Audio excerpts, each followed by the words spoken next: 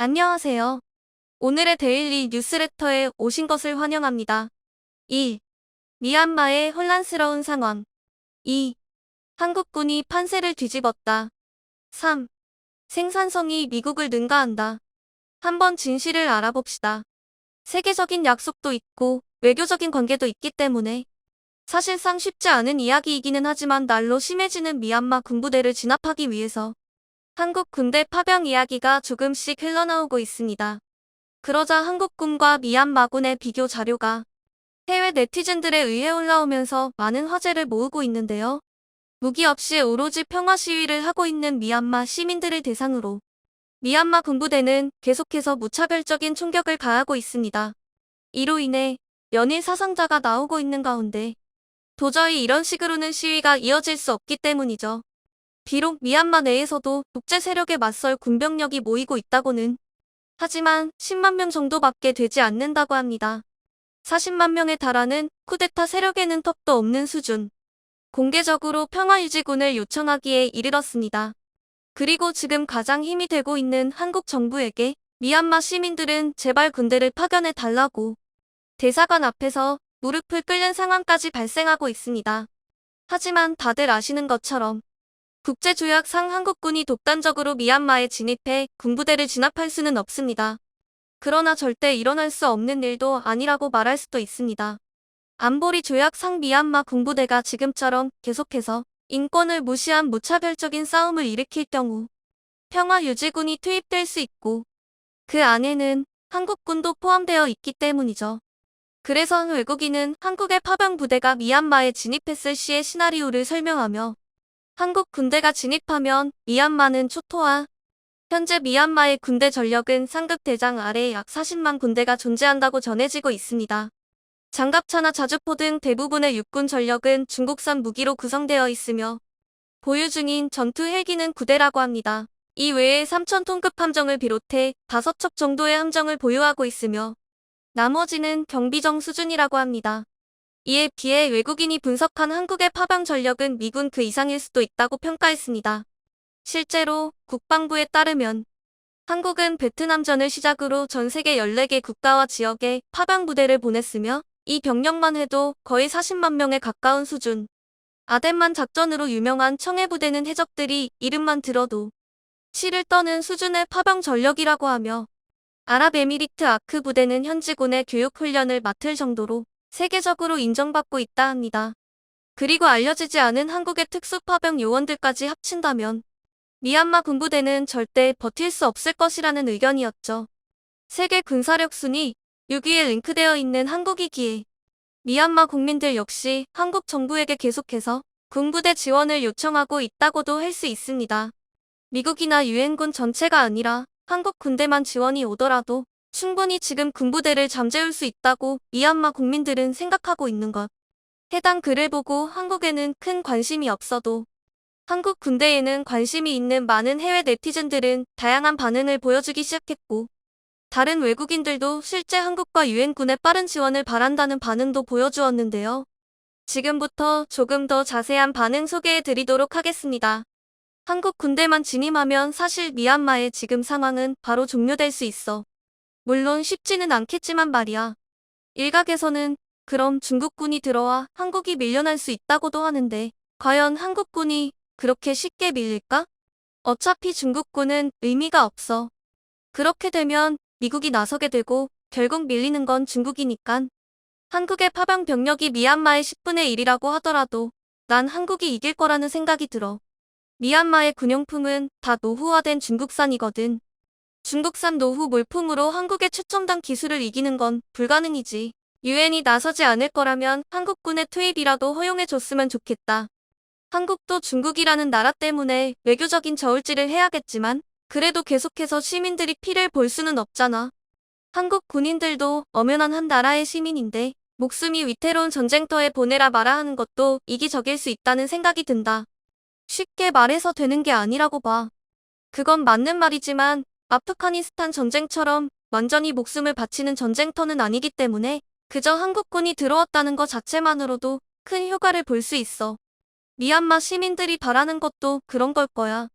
군사력에 조금이라도 관심이 있는 사람들이라면 한국군과 미얀마군을 비교하는 건 그냥 애들 장난에 불과하다는 걸 알 거야. 하지만 파병이기 때문에 병력 수에서 차이가 나긴 하는데 어차피 국제적으로 투입될 거고 한국의 파병 병력은 일당 100도 가능한 전력이야. 한국 정부에게 무릎 꿇고 군대 투입까지 요청하는 미얀마 시민들의 심정은 얼마나 참담할까 하는 생각도 든다. 앞으로 어떻게 전개될지 모르겠지만 하루빨리 평화유지군이 투입됐으면 한다. 만약 한국 파병 부대가 미얀마에 진입만 할 수 있다면 그날 바로 미얀마 군부대는 항복을 선언할 거야. 어차피 싸워봤자 이길 수 없는 싸움이거든. 이건 충분히 심사숙고해야 할 일이라고 생각한다. 그리고 만약 누군가 개입해야 한다면 한국만이 아닐 거야. 아마도 유엔군이 참전하게 되겠지. 중국군의 개입으로 인해서 세계적으로 전쟁이 커질 수도 있어. 3차 대전이 벌어질 수도 있는 거지. 그렇기 때문에 아주 신중해야만 할 거야. 베트남 전쟁 때만 보더라도 한국은 10년 동안 약 31만 명이 파병됐다고 한다. 그 후로 2021년 지금까지 40만 명에 가까운 사람들이 작전에 투입됐다고 한다. 그리고 그들의 능력은 세계 최고 수준이기 때문에 한국군이 개입된다면 미얀마는 속수무책으로 당하겠지.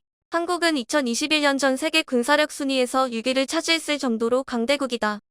그런 나라에서 미얀마 사태에 참전한다면 아주 완벽하게 진압될 거야. 하루빨리 미얀마가 과거의 모습을 되찾을 수 있으면 좋겠어.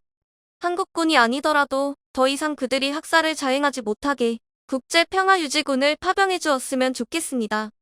조금이라도 더 지체한다면 더 많은 사상자가 나올 겁니다. 제발 부탁드립니다. 미얀마 국민들이 하루빨리 과거의 모습을 되찾을 수 있으면 좋겠습니다. 한국 대사관 앞에서 무릎 꿇고 제발 파병을 보내달라 요청하는 미얀마인들을 보면 눈물이 흐릅니다. 한국군은 평화유지조약 때문에 함부로 참전할 수 없지만 분명 유엔도 미국도 한국군의 참전에 대해 생각이 없지는 않을 거야. 아마도 지금쯤 그 시기를 조율하고 있지 않을까? 그 수가 얼마가 됐건 간에 미얀마군은 한국군에 대항할 수 없을 거야. 이미 그들은 세계 최고 전력 수준이며 그들의 무기 역시 최신식이기 때문에 중국산 무기를 사용하는 미얀마군은 어쩔 수 없이 쓰러지겠지. 아마 한국도 고민이 꽤 많지 않을까? 물리적으로 미얀마를 도와주고 있다고는 하지만 군사 간의 접촉이 벌어진다면 또 어떤 일이 벌어질지는 아무도 모르니까 말이야. 한국군의 참전에는 명분이 필요하다. 현 사태에서는 미국이나 유엔이 움직이지 않는 한 한국군의 개입은 사실상 어렵다고 봐야지. 물론 도와주는 거야 좋다지만 국가적 관계에서 한국이 톡단으로 평화유지군을 보내기에는 무리가 있는 거지. 꼭 군사 지원을 해주지 않더라도 저들에게 먹을 식량 정도는 보내줘도 되지 않을까? 한국뿐만 아니라 유엔은 대체 뭘 하고 있는 거야? 대한민국이 또 한 번 전 세계를 경악하게 만들었습니다. 지난 10월 19일 폴란드 수출용 K2표 전차 10대와 K9 자주포 24대의 추도 물량 출고식이 진행되었는데요. 그런데 바로 이 출고식 덕분에 군사 분야의 정통한 전문가들이 도저히 믿을 수가 없다며 감탄을 금치 못하고 있습니다. 다름 아닌 속도 때문입니다. 그도 그럴 게 한국은 이번 출고식을 통해 폴란드와 1차 실행 계약을 체결한 이후 고작 2개월 만에 초도 물량을 전달한 것입니다.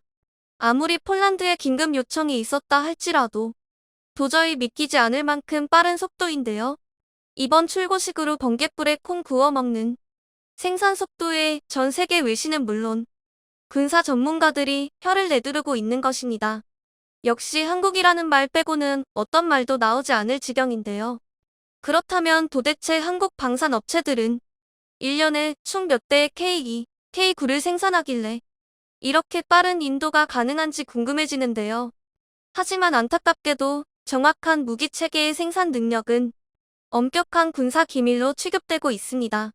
그래도 꺼리튜브 시청자들에게는 국가 안보에 저해되지 않는 선에서는 정보를 공개해드릴 텐데요.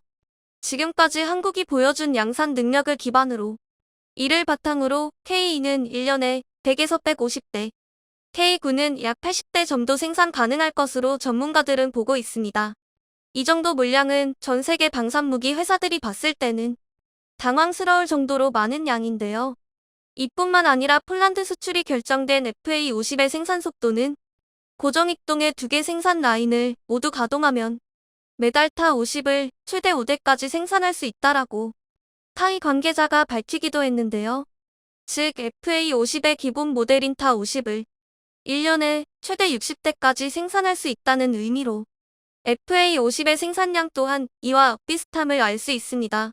이 정도면 왜 세계 각국의 외신들과 군사 관계자들이 경악할 수밖에 없는지 알 수 있습니다. 하지만 무기체계 생산 능력에 대한 지식이 없으신 분들이 보기에는 이 수준이 얼마나 대단한 수치인지 모르실 수도 있습니다. 그래서 준비했습니다.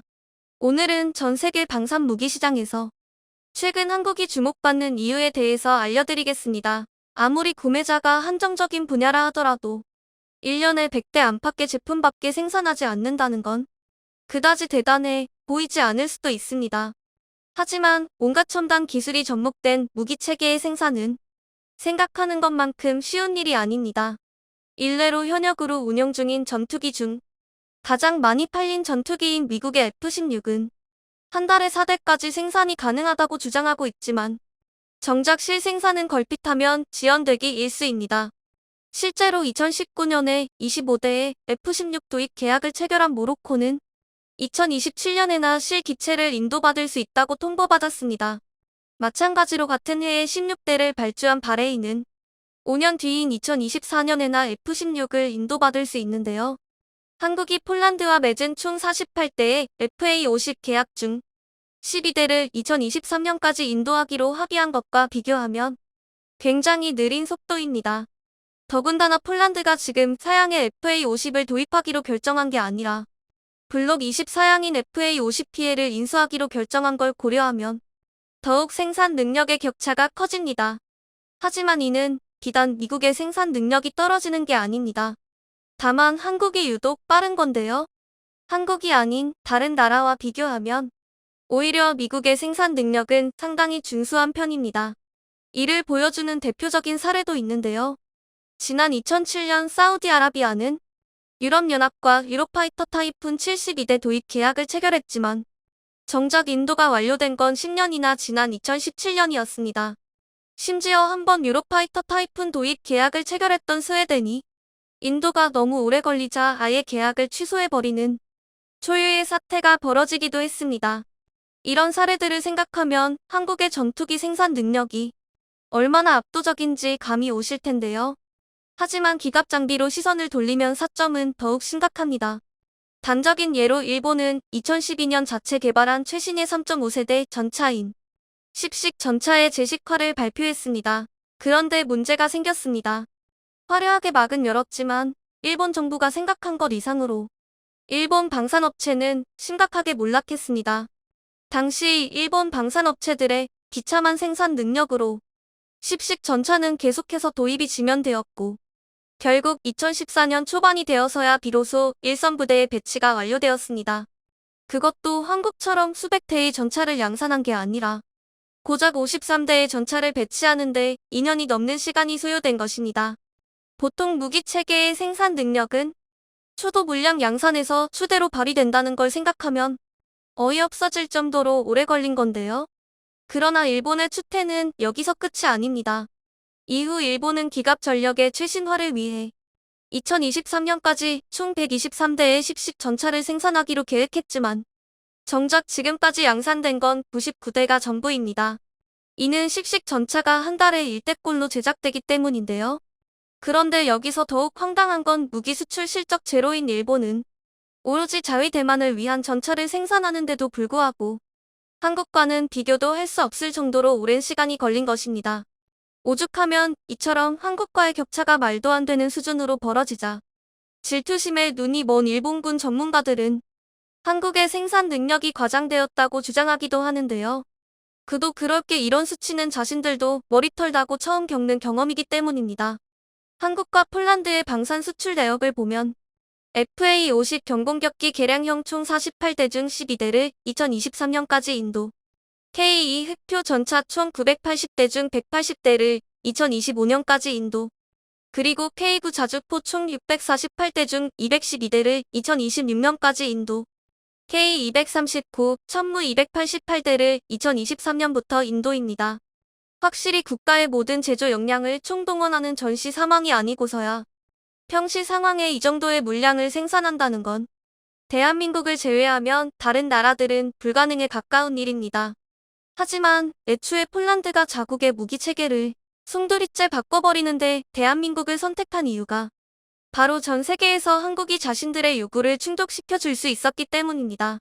그런데 한국이 이처럼 빠른 생산 역량을 갖춘 이유에는 그럴 만한 이유가 있어서인데요. 사실 국내 대부분의 기업체들은 국가 수익의 상당 부분을 수출에 의존하고 있습니다. 그래서 한국은 납품기한 준수에 집착에 가까울 정도로 민감하게 대응하고 있습니다. 오죽하면 필리핀과의 FA50 도입 사업에서는 납품기한을 지키기 위해 아예 한국에서부터 전투기를 몰고 갓 납기일에 맞춰 직접 전달하기까지 했는데요. 전투기 인도는 분할한 기체를 대형 수송기에 싣고 가 현지에서 조립하여 전달하기도 하지만 한국은 이 시간마저 절약하기 위해 한국에서 조립을 완료하고 직접 전달하는 방식인 페리 비행을 선택한 것입니다. 이런 노력 덕에 한국은 당초 목표보다 2개월이나 빨리 FA50의 납기를 끝마칠 수 있었는데요.